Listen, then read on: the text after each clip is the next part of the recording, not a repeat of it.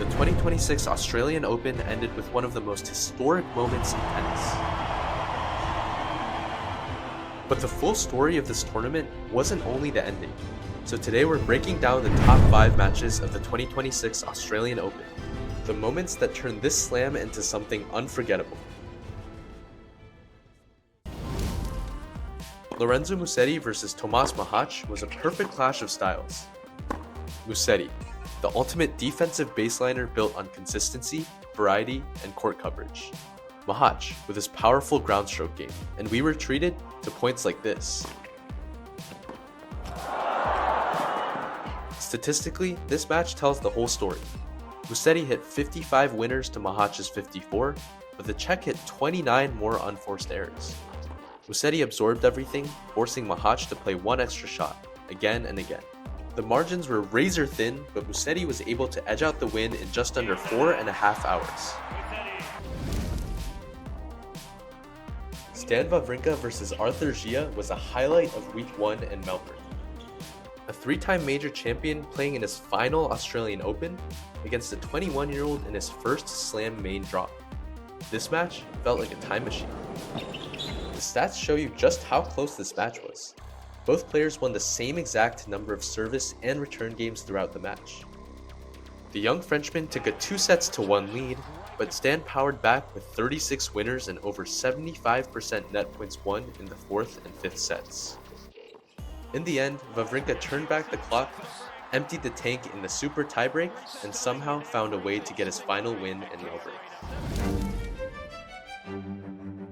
Carlos Alcaraz, Novak Djokovic.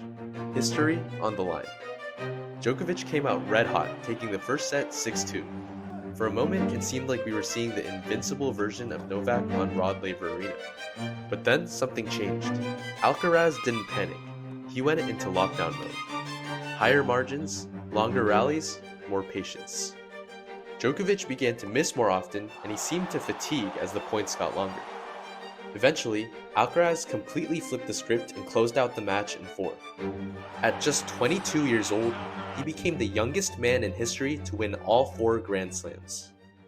But Carlos Alcaraz would not have been here without surviving one of the toughest matches of his career.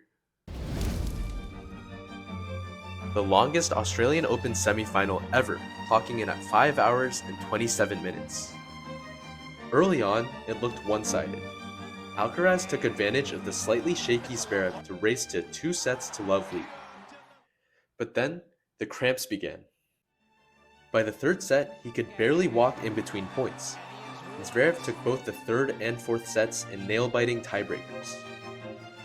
In the 5th set, he found himself down 4-5 on Zverev's serve, 1 game away from elimination. But this is where Alcaraz did what Alcaraz does best. He found one last gear, 3 straight games to reach his first ever Australian Open final.